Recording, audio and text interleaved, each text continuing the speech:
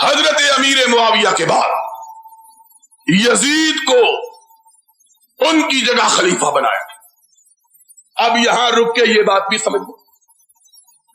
یار کہتے ہیں یہ بڑا ظلم ہوا ہے. کیا ظلم ہوا ہے؟ کہتے ہیں باپ کے بعد بیٹے کو خلافت مل گئی. ہم نے کہا ہوش سے ذرا مسئلہ سن لینا. آج اللہ کے فضل و کرم سے اس طرح مسئلہ سمجھاؤں گا کہ پہلے کبھی نہ سمجھا ہوگا اور پھر قیامت تک کبھی نہیں بھولے گا انشاءاللہ. یہ بات خلافت باپ کے بعد کس کو مل گئی؟ بیٹے. ملا وائز گلا پھاڑ پڑ کر کہتا ہے اسلام کی تاریخ بدل گئی. کیا بدل گئی؟ ابھی باپ کے بعد بیٹا حکمران ہو گیا, اسلام تبدیل ہو گیا. میں کہتا ہوں اگر میں اہل حدیث کا بیٹا, اہل سنت کا فرزند یہ بات کہوں تو شاید اس بات کا کوئی وزن ہو, شاید اس بات کا کوئی وزن ہو. اس لیے کہ ہمارے نزدیک باپ کے بعد بیٹا خلافت کا حقدار نہیں ہوتا. باپ کے بعد بیٹا خلافت کا حقدار. ہمارے نزدیک امامت وراثت کی چیز نہیں ہے.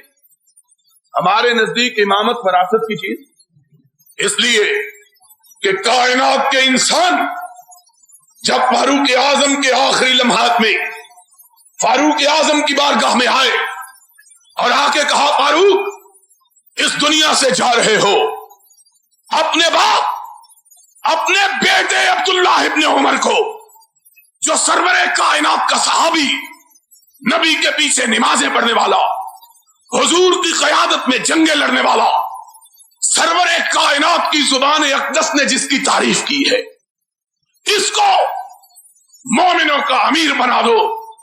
تو فاروق نے آنکھ اٹھا کے جواب دیا نہیں نہیں, میں قیامت کے دن اپنے رب سے یہ نہیں سننا چاہتا کہ میرا رب جب مجھ سے پوچھے کہ عمر امت کی بھاگ دوڑ کس کو دے کے آیا تھا, تو میں یہ نہیں سننا چاہتا کہ جواب میں یہ کہا جائے کہ اپنے بیٹے کو دے کے آیا تھا.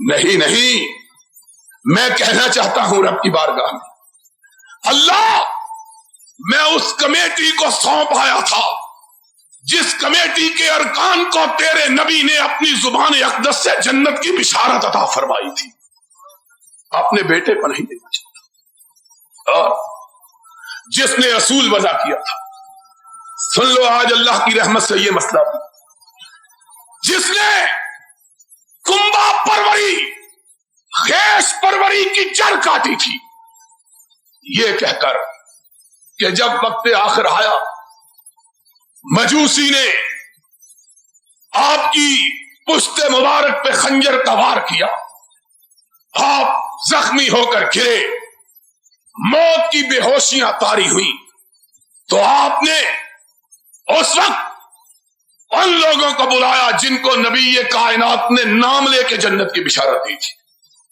کل کتنے لوگ تھے؟ 10. فاروق کے زمانے میں کتنے زندہ تھے؟ 7.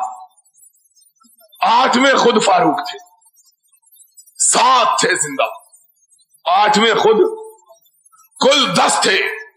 ایک صدیق اکبر, فاروق اعظم, عثمان ذی النورین, علی مرتضی, طلحہ, زبیر, عبد الرحمن ابن او, حضرت ابو عبیدہ ابن جراح اور حضرت سعید ابن عاص رضی اللہ تعالی عنہم اجمعین.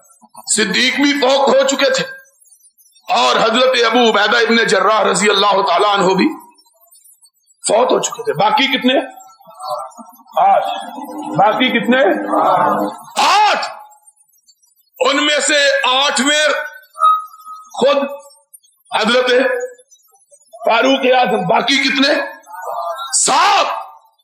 بلایا 7 کے 7 کو اور 6 کے لیے حکم دیا کہ ان میں سے کسی ایک کو خلیفہ منتخب کر دے.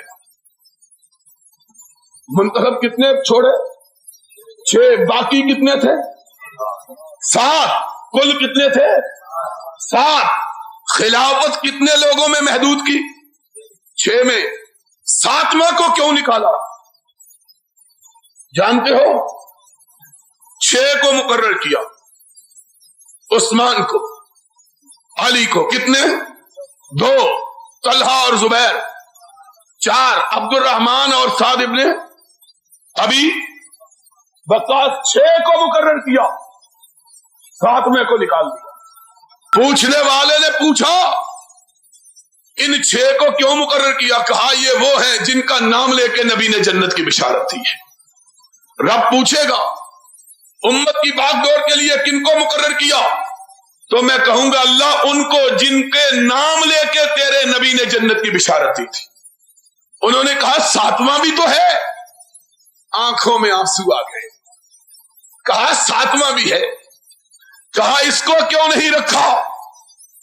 کہا اس کو اس لیے نہیں رکھا کہ یہ عمر کا بہنوئی ہے، یہ عمر کا بہنوئی ہے. اور میں قیامت کے دن چاہتا ہوں کوئی یہ نہ کہے کہ آتے ہوئے مسلمانوں کے اقتدار کے لیے جو کمیٹی بنائی تھی اس میں اپنے رشتہ دار کو بھی رکھ دیا تھا.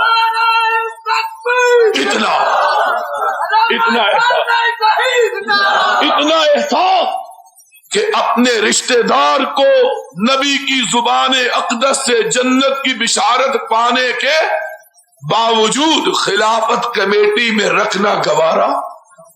ان کو کہتے ہیں خلافت اپنے کنبوں کو دے گی. کس کنبے کو دے گی؟ یہ ہمارے نزدیک تو قابل اعتراض ہو تو ہو.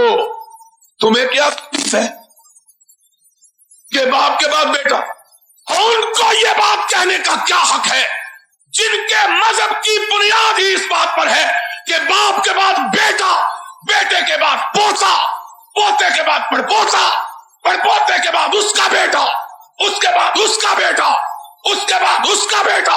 اور جن کی امامت چلتی ہی نسل میں ہے ان کو معاویہ پہ اعتراض کا حق کہاں سے مل گیا ہے؟ جن کے مذہب کی بنیاد وراثت پر ہے وہ اعتراض کیوں کرتے؟ ان کو کیا حق ہے اعتراض؟ اور مسئلہ سمجھ آیا کہ نہیں آیا؟ جن کے مذہب کی بنیاد ہی نسل پرستی پر ہے، جن کے مذہب کی بنیاد ہی وراثت پہ ہے، وہ امیر معاویہ پر. اور اگر امیر معاویہ کے بعد انہوں نے اپنے بیٹے یزید کو خلافت دے کر کسی غلطی کا ارتکاب کیا تھا تو میں تم سے یہ پوچھتا ہوں، ہم سے نہ پوچھو، تم سے یہ پوچھتا ہوں کہ حضرت علی کے بعد پھر ان کے بیٹے حضرت حسن کو کیسے خلیفہ بنایا گیا؟ اگر یہ بات غلط تھی تو اس کا ارتکاب معاویہ سے 20 برس پہلے حضرت علی نے کیا رضی اللہ تعالی. امیر معاویہ نے اپنے بیٹے یزید کو سن 60 میں اپنا ولی عہد نامزد کیا اور حضرت حسن کو حضرت علی نے سن 40 میں 20 سال پہلے. اگر یہ بات قابل اعتراض تو یہ عجیب بات ہے کہ کسی شاعر نے شاید اسی لیے کہا ہے ای گناہ ہے اس کے در شہر شما 20 گنا. تمہاری بستی میں ہو تو وہ ثواب اور ہماری بستی میں ہو تو گناہ. معیار ایک ہی رکھو، ہمارے لیے بھی وہی پیمانہ اور اپنے لیے بھی وہی پیمانہ. ہم کرتے ہیں اعتراض اس لیے کہ ہمارے نزدیک باپ کے بعد بیٹا خلافت اور امامت کا وارث ہو سکتا. تم کو کیا حق ہے؟